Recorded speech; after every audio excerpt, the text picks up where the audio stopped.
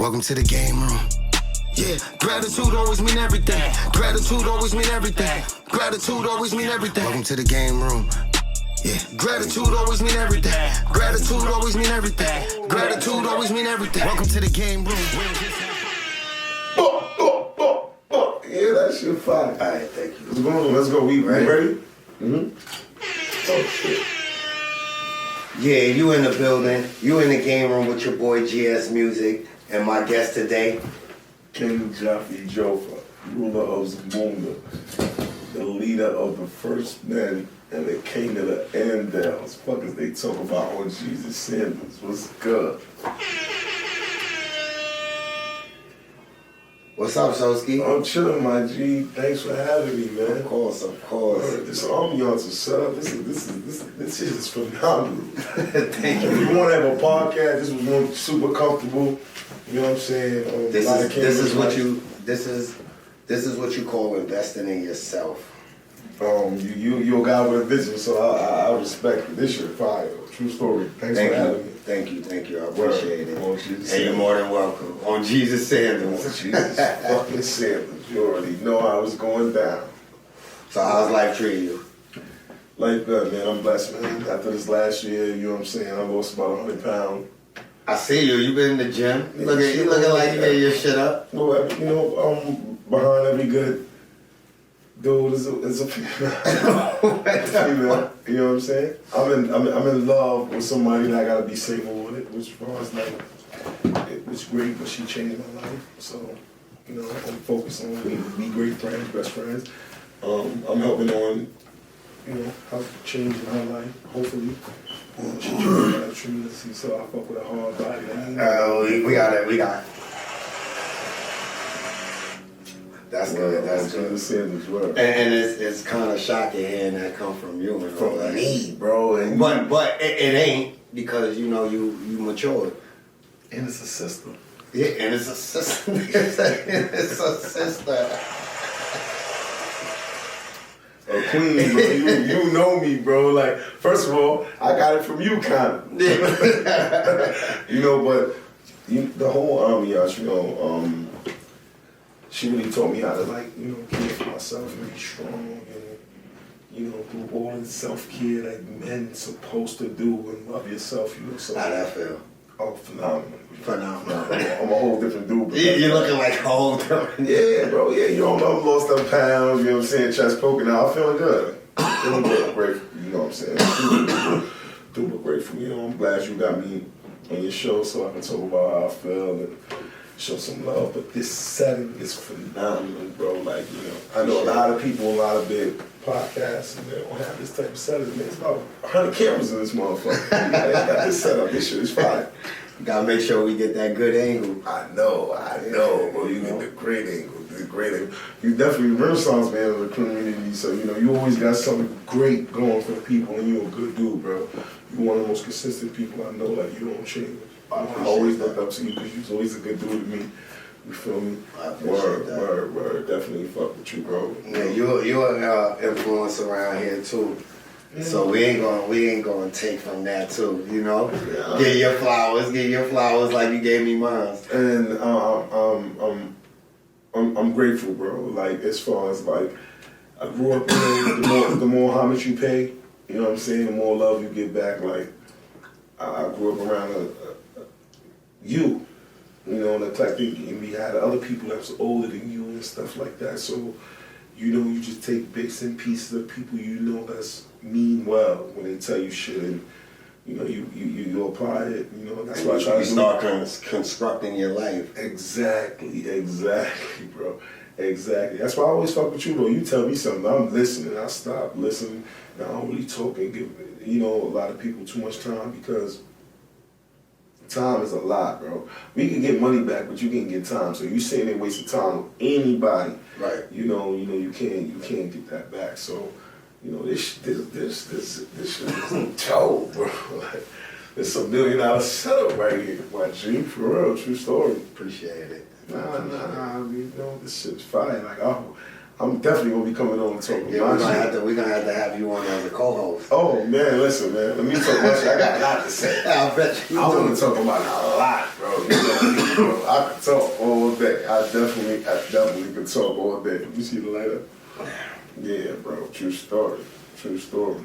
So before we get into anything, you know, let's let the audience out there, you know who you are. Give them a better feel of Scoskie. All right, so little synopsis of me from Harlem, bro. You know, Harlem stand up. Harlem stand up.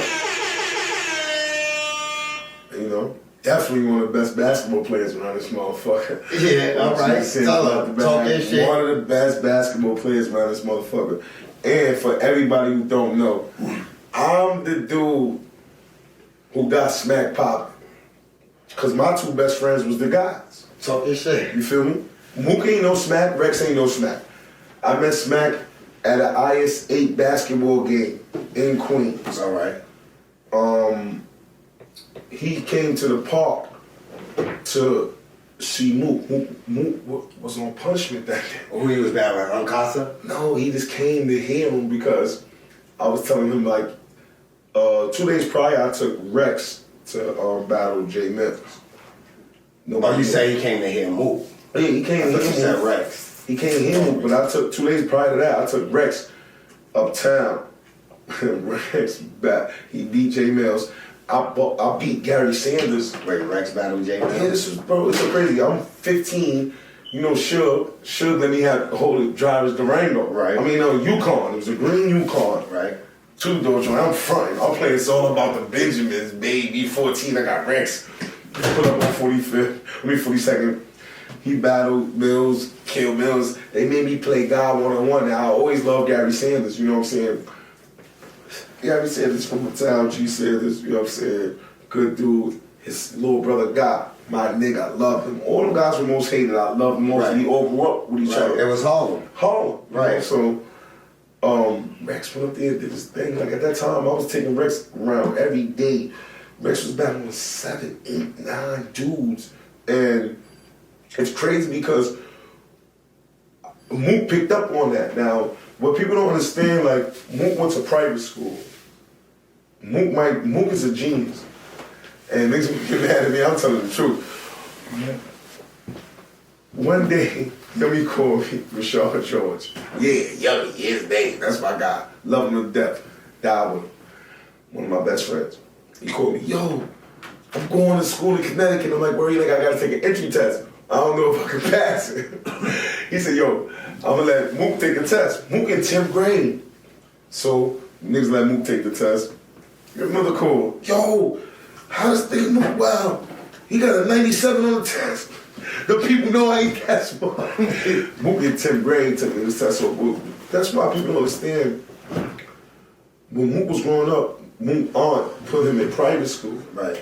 You know, and Mook excelled. Mook brain, Mook is smart. You tell Mook he can't do something, he ain't gonna do it. And Mook and Rex every day. You know, they my little brothers. I coached them on a basketball team. They took me to the championship. They lost.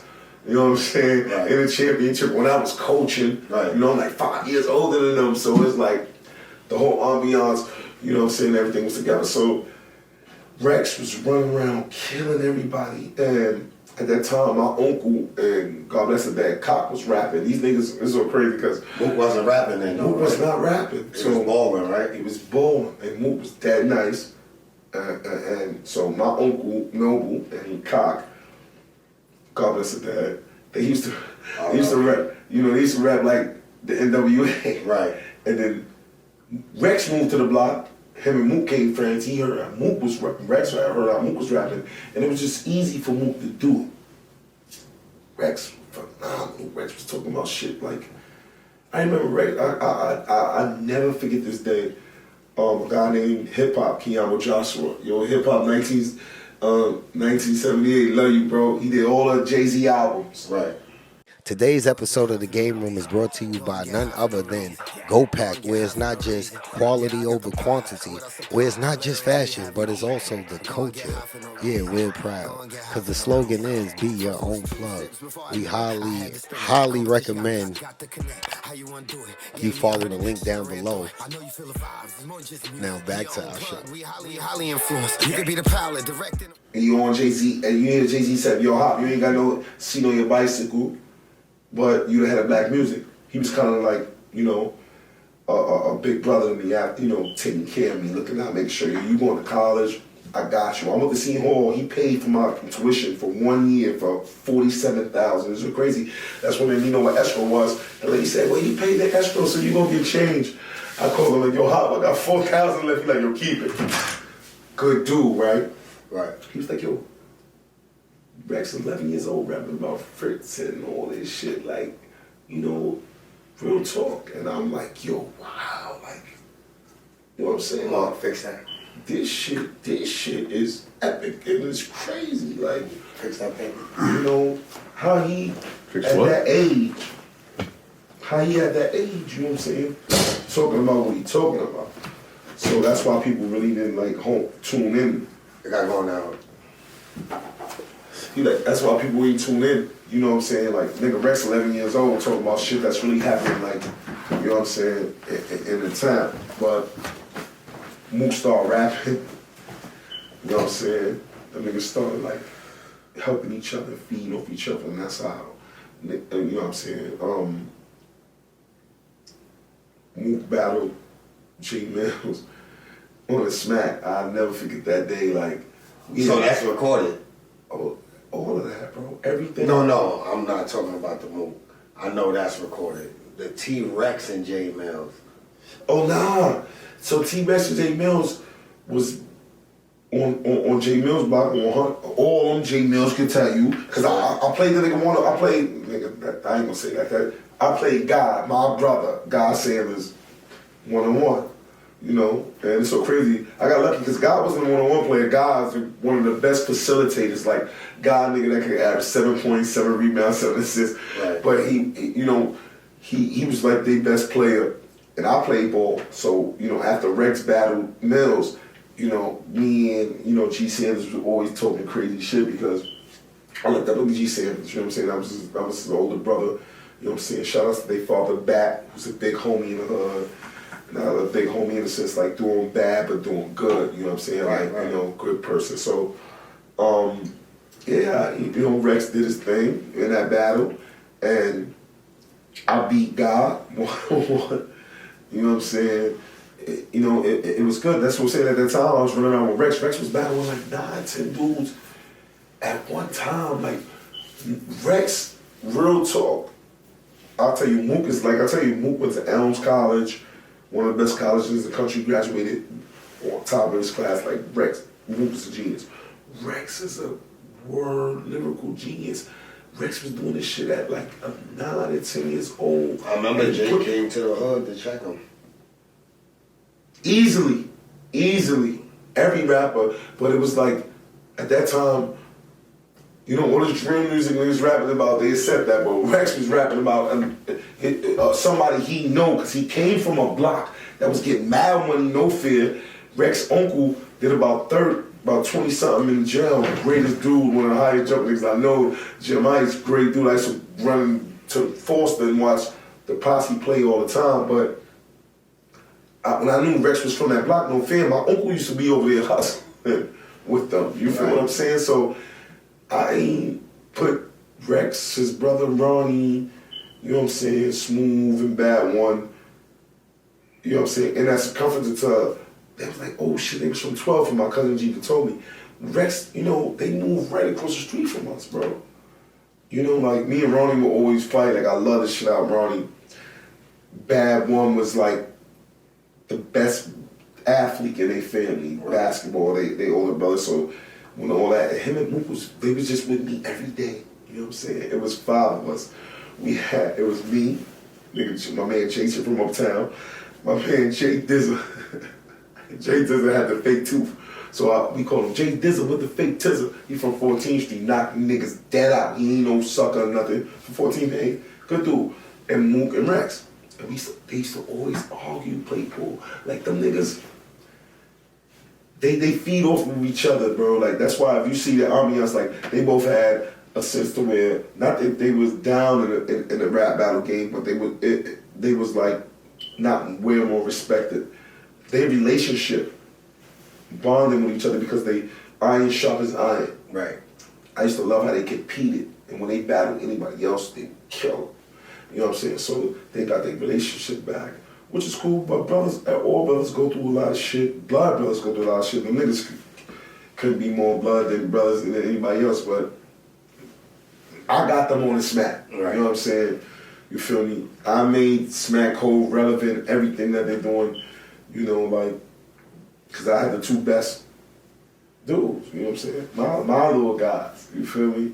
You know? Two Mount Rushmores. Bro, love them guys to death. Work. But you were speaking on basketball. There was a time when you was nice too. You say you still the nicest in Harlem, but I don't know. Like, there was a time when I thought I was gonna see you in the NBA or something like that. So what happened to you? So I never knew you had to work out. You know what I'm saying? Like I was one of the best players in the country. I was the Nike All-American kid. I'm about to say the coaches wasn't. Nah, let me explain to you about the whole ambiance in the NBA because you know a lot of my best friends play in the NBA. I got to live with them and see every day like what the fuck? Right. This is what y'all did to prepare. Right. So at that time I'm running around the city and shit, chilling, you know, coming from Harlem. Not having a pot to piss in the window out, like, yo, I'm about to get a college scholarship and be playing basketball on TV. Like, well, yeah, it's cool. Still drinking, chilling. I went to Nike All-American camp. I had a decent camp, bro. At this camp, I could name 10 niggas who was like All of Famers or who was playing on coaches in the NBA, from Chris Paul to Melo was at Nike. All these other guys. You know, Sean May, who the assistant coach of the University of North Carolina, Keith Langford, Usman Cece, you know, a couple of dudes, my man Teddy Mumford from Brooklyn, A. Butter, all these people, you know, from this is Nike American here, Amari Stoudemire, right? You know what I'm saying? The best players in the country, right? You know. It's so crazy. The top 100 players in the country get invited. I was one of the last to get invited, so I probably was like in the 90 range. I took the bus there, bro, from New York, 17-hour trip. Guess what was the crazy shit? Right. I took the bus there and then I flew back. That's how much ass I bust out that motherfucker. You feel me? Respectfully. Yeah, respectfully. You feel me? And I'll never forget this day. So at the time I told you my man Hip Hop, who did all Jay-Z albums. Right. You know, threw me on his way and said, hey, bro, whatever you need, I got you. Hip took care of me. He didn't even know I took the bus there. I had to fly him back, but I called him. I'm like, yo, bro, like, yo, you know you bust ass. We talking, everything cool. You know what I'm saying? When Jay-Z was like, this nigga, when Jay-Z was like, St. Thomas, that was me first. He took Jay-Z to St. Thomas because that's where he from. Right. So, he like, yo, bro, you bust ass, you killed. He like, yo, you gonna go to the airport. I see your driver, everything. Amari Stoudemire is sitting there, right? I swear to God, Amari like 16 years old, 30 hair, nappy motherfucking head. Right. I goes, yeah, Amari. He still owe me $37 to this day. Yo, bro, we the last niggas there. I'm like, how you doing? He's like, I ain't got no ride to the airport. He got mismatched socks. Country dude, Florida. Like, yo, get in the cab with me, bro. You Gucci. Yeah. I'm in the cab with Amari Stoudemire, bro. Took him to the airport. And I needed a prep year that year. And I was going to Mount Zion. He like, yo, bro, don't go there, bro. They did that year they did a whole story about how they wasn't feeding the kids there. But one of the coaches was neglecting the players there. And then it's so crazy. We ended up getting the pastor, I swear, at Mount Zion. Shout out to Mount Zion, man. Durham, North Carolina. Pastor Fozard. I feel like this line get up, give me 5,000. This line, yo, I ain't never, they was illy down there, bro. I swear, like, The way they play on people, religion was ill, but he was telling me, bro, they ain't feed me down there, blah, blah. We get to the fucking airport, dap him up. Let's start him, man. Nigga get drafted out of high school. To this day, it's my man, Amari. He tells the rip. Yo, Rob, he'll tell you everything I just said. True, that's my son. Right. You feel me? Good dude. I ended up working with a sports agent that was his agent. Nigga jerked me out of $1.2 million in commissions, but they gave me $120,000. Remember when you was doing your sport agent stuff? Yeah. You know, but I just really, I was the best. I think I sent somebody to you. I wish I would give you your rag back. Yeah, no, what the? Oh my God, I forgot all about that one. I forgot about that one. Yeah, you know the basketball shit here, man. You know, I'm the best, bro. Like, So what happened? I got my degree. You know, I wasn't prepared. Like, so you know, like I said, you know, one of my best friends is Joaquin. I watch how this dude wake up. So what people don't understand, right? They think NBA niggas just wake up and go to the game and play. Nah, let me tell you what an NBA typical day is, right? Dedication. Player get up 9 in the morning. You go to shoot around. So from 9 to 10, you talking to the coach about, you know, the game plan. You stop and who you guard and stuff like that. Right. So from 10 to 11:30 or 12, you might get treatment, depending on if you hurt or whatever, get some extra shots up. Boom.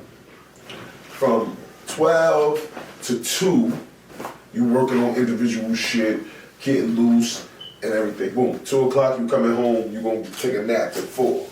Games at 7 at night. You gonna leave at 4. Some dudes stay at the arena depending on where you live. I know rookies, if they live an hour and a half away from the gym, they stay. Right. You know, Joaquin first year at B&M, you know, he was in Deerfield. It was hour, you know, 2 hours away from downtown. You know, he had to stay home when he working out and stuff, as far as practice and stuff like that, but then go to the game right early and just stay. Right. Until I went through the last 3 years, he you know, he had a condo down, a duplex upstairs, downstairs, shit was fire. You know what I'm saying? I had Dirk and all them. Dirk came to the crib. Right. I had Duck there too, because Joaquin was out there doing a lot of peace stuff too. Right. You know, it's like, yo, bro, these BDs and GDs, he's trying to hit that shit. At all, right? Bro, nah, that was crazy. God bless that. Duck was, though. He was like, yo, bro, it's too much money, but too many people died, so niggas was really, it was crazy. You know, shout out to my guy, the shot. How was that experience? Bro. I used to wake up in the morning and turn the TV on here. 78 people got shot. You know what's so crazy? People get, God bless, because you don't want them to die. A lot of people get shot. They not necessarily dying because people just be going out there like, you know, shooting. I met a 15-year-old kid. I'm talking to him on the corner. And he like, yo, bro, what? You got a tick on your shoulder? Everything. He like, yeah. I'm like, what's it? Like, nah. Every car, it's like, they don't want to get caught. It's called lacking. Right. So I said, when the last time you been over here and over there? He like, 2 years. I said, 2 years? He said, bro, I ain't been to school. I don't go off this block. And it was so crazy because I'm living downtown. Never forget this, bro. I'm living downtown when Joaquin was doing this whole peace thing. That's what he do, bro. He pay his money. He tried to stop so much violence in Chicago. I never forget this. On a Monday, Duck and Billionaire Black came through. This is man. Billionaire Black, but I ain't gonna lie. He quiet, he ain't talking. He looked like he was mad at Duck. Duck like, yo, bro, niggas will squash the beef because there's too much money out here. Duck was fired. I'm gonna keep it real. He was fired. I like some of his songs. He told me, yo, I like some of our songs. I swear to God, and I had Pop. Pop was with me, bro. Right. Pop was in the crib. Pop was there. Only nigga from New York. He sitting on the couch. He sitting on the couch. He came in, I'm talking to them. They left. Tuesday, the next day, Dirk came. I swear to God, it was the funniest story. He took Dirk and any one of those niggas, they take out all their guns. Pop like, yo. I said, bro, you think they gonna run around with their guns? He said, yo, why they looking out the windows? I said, 'cause they ain't never been downtown. Dirk, all his niggas never been downtown unless they was getting locked up. They never seen, it's like a nigga living in New York and never seen 42nd Street. Right. So I was like, yo, you gonna let them run around this big ass condo and everything, nigga. Wow, shot. So Dirk like, yo, I got this bitch driving from Minnesota. I swear to God, my DaGameRoom was great. He'll tell you to his face. He had a bitch drive from Minnesota. Minnesota, Chicago was like 3 hours. Right. He was there to talk to us about squashing the beef, and because that's what Joakim Foundation was doing for the BDs and the GDs. And then he had people like, from East Side play games and basketball games and try. Once he knew he was trying to like solidify that beef, it would have been good. The peace would have stopped, but that was just too much. Right. But for them niggas to come and talk, it was good. So that's how I met Dirk. We got This Ain't What You Want, Scoskie, Roscoe, me, Linnell Biggins. Had This Ain't What You Want played at the United Center, asked Dirk, me. I got his song played, because Joakim used to come in the crib to get a hype to go play the games. Right. And he like, yo, what's that? Because I was going to all the clubs. I was out there, you know what I'm saying? I'm downtown. And they would play This Ain't What You Want in the club. And when I met Dirk, because we was cool with a little dude, a dude named Mikey. Mikey was a BD who robbed a barbershop, and Joakim took him under his wing. He started working for C-Spire to stop the peace. Shout out to my man Mikey. Mikey doing that right now still. You know what I'm saying? Running around and stopping beef in communities. And it's like, they had the hypothesis that yo, bro, if people been through what we've been through, you can emphasize. You can go talk to the people, they can understand. If I ain't been in jail and I ain't never been gang banging, I can't tell you stop and do that. So, that whole experience was amazing. So I did that in Chicago, came back, working for a plant-based protein company right now, the #1 plant-based protein company in America called Only What You Need. What's the name of it? Only What You Need. That's the acronym. Only What You Need. It's all plant-based. From the, We're going to have to get them up here. Yeah, I got you. We can put them on, you know what I'm saying? Make sure they, Definitely, bro. But that whole ambiance was crazy, bro. Like, I really, really know, like, if Dirk see me, he'd be like, yo, bro, good looking all the time. Like, I got his song played in his city in the United Center, bro. King Scoskie, Bruno's move. Okay. Bruno the Oh, God, bro.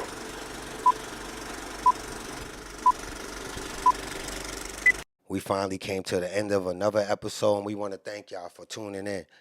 Don't forget to hit the subscribe and like button, share it with a friend, and who knows, it might be you next time sitting in this seat. Have a good night.